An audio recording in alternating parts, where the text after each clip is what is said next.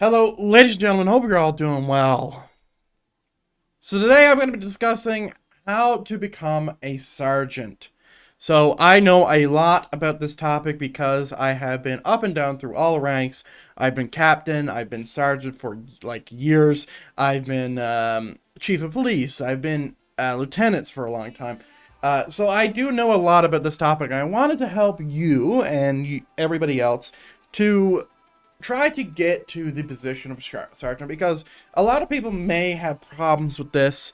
They may have the ambition to get to the rank, but they may not know how to get there. So, speaking about that, I'm just going to go through 5 tips that I've learned on how to become a sergeant. So, number 1 is putting yourself out there. So, your command team cannot know that you are interested in the position if you don't tell them. Right? If you don't come up to them, say, hey, I'm interested in the position. What are some things you think I should be doing to trying to get there? You know, making applications known and all that. Like, that's the first most important thing, because command team cannot read your mind, and also your supervisor team can't either, because they will be the ones who are in most cases going to be recommending you to the command team. Make a note. Secondly, when you're on patrol, try to get primary scenes first. If there's this big robbery, if there's a big bank heist, try to get there and try to hold command, right? Because that, and really try hard on this, but that is going to be like the best way to show everybody that you are competent as a leader, right? So, like, let's say you, there's like some bank heists, let's say specific standard banks, and, you know, something you could do, as an example, is dictating where units should be going and what they should be doing, and dictating if there's units going to be pursuit ready, if we're going to breach, what things would have to happen for us to breach, making all that clear immediately before a supervisor or someone comes and takes it, and then they will realize that you're trying to show yourself, you're trying to put yourself out there, and they, hopefully, if they're nice, will let you do it, right? And if not, if they come and take it, can you, like, pull them aside and say, hey, command, like, or whoever's taking it, could I take this back and, you know, really prove that I'm, you know, able to lead these types of scenes? You know, I am primary. So, mention that. It should really help, and you can really prove yourself if that's the point where you're on, right? Everybody's looking at you. You want to make sure that you are doing what is right. So you're making sure that someone's pursuit ready. You're making sure that we have 2 people each at each door. You're making sure that, like, someone's either in the air or looking around for outside shooters. And you're blocking off the roads. You're doing all the right stuff to make sure that the watch commander or the command staff on duty knows that you are competent. So now, thirdly, it comes to watch commander. So if you are in a server that allows you to take the watch commander, if your patrol staff allows it, depending on your rank, that is something you want to get anytime you can. You don't want to be a snob about it. If there's other people going for it, like, you know, lay off. But you want to prove yourself anytime there is command on. So, you know, if you see like a sergeant and like a lieutenant on, if you go in and ask the sergeant, like, hey, could I take watch commander by chance? I'm really trying to prove myself to the command team so I can get promoted. Like, I think that sergeant will really level with you and, like, be on your side if, like, you will make it that clear. And hopefully they'll allow you to get it, and then you need to be on, right? So designating people to go to certain calls, making sure there isn't, if you have unit maximums, making sure there isn't too many people going to a certain scene, and just being all around a micromanager, but not in a bad way, right? Because there is a bad way where you're doing it every second of every day, but you want to make sure that, like, everybody's following the rules.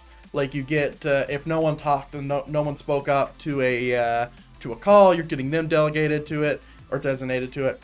And if there's no one in Sandy or Polito, if that's your patrol zones, you get them to there. And also, if you do have patrol zones, you're making sure that people are actually in their correct patrol zones. So number 4, I would say this is one of the more important ones, because this comes into the whole idealism of being a supervisor, and that's leading. So when it comes to leading, there's a lot of things that a lot of people say. Here's my stuff on it, and this is just how to become a supervisor, or in this case, a sergeant. So leading by example is one of the notes that I would like to make, because you want to, let's say you're writing a report, right? You want to make sure that your report is great. One of the first things that the supervisor or command team is going to look at when they're thinking about you becoming a supervisor is they're probably going to look at your reports, right? And if they're a good team, they're going to be really looking at your reports beforehand. They're going to know that your reports are great, right? But that's number one, leading by example.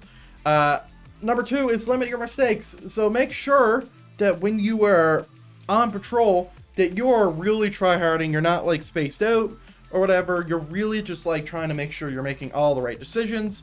You're keeping your SOP in mind, and you know, you're writing reports, you're arresting the right people, you're calling supervisors when they need them, etc. You're not doing anything crazy, because that's going to mess up your career.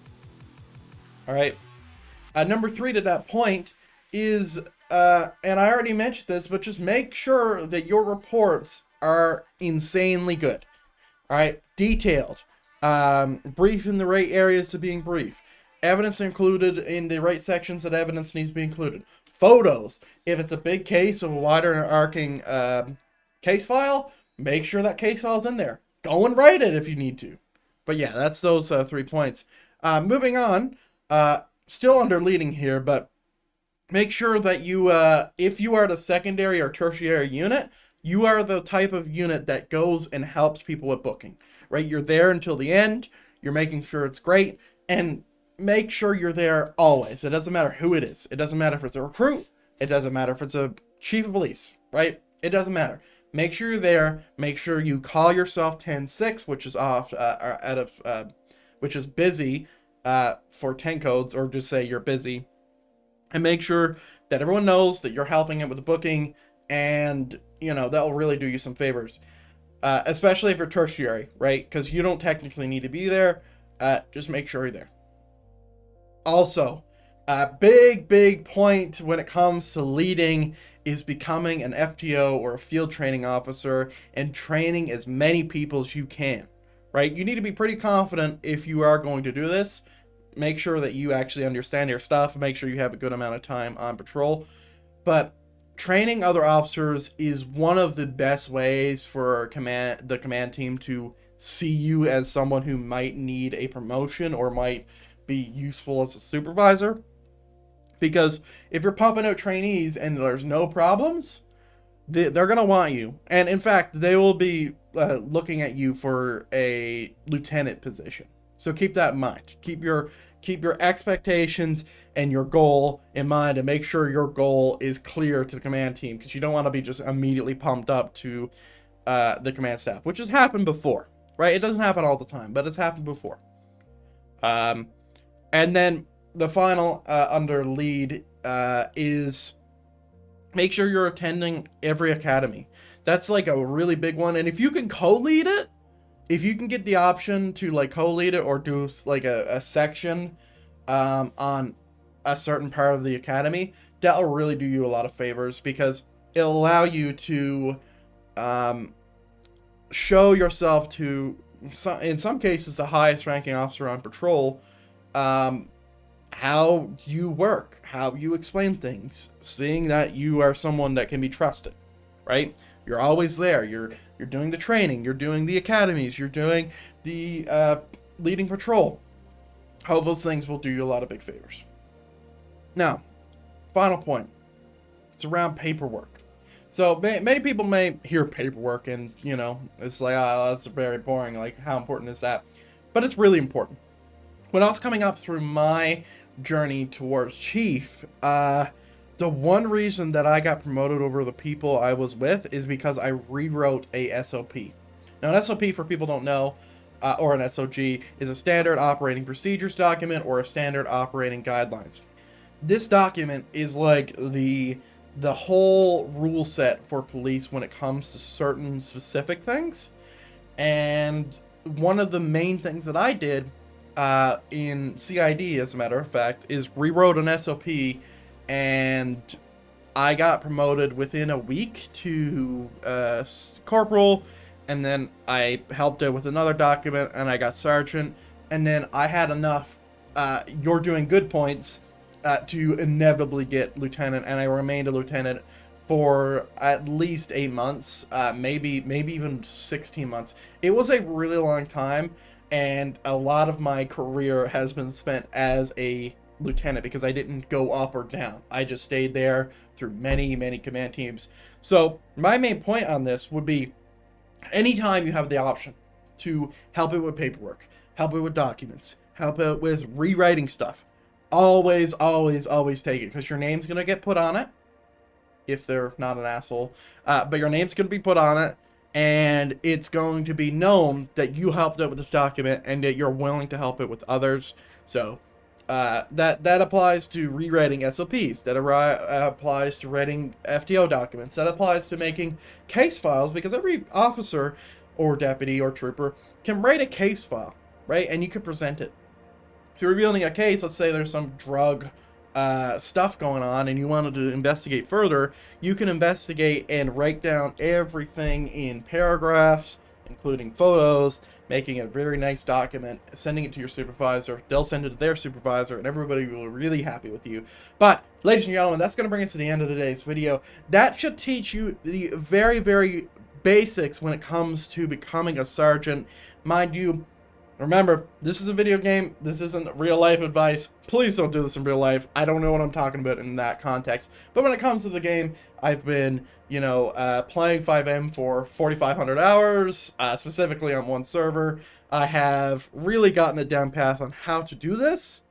And I hope that you guys and gals follow in my footsteps and listen to my words that this is a possibility. This is something that you could do. This is something you could achieve. I believe that you can do this as long as you follow the 5 and then the bullet points within points that I just made. And other than that, ladies and gentlemen, have a good rest of your evening, morning, or afternoon.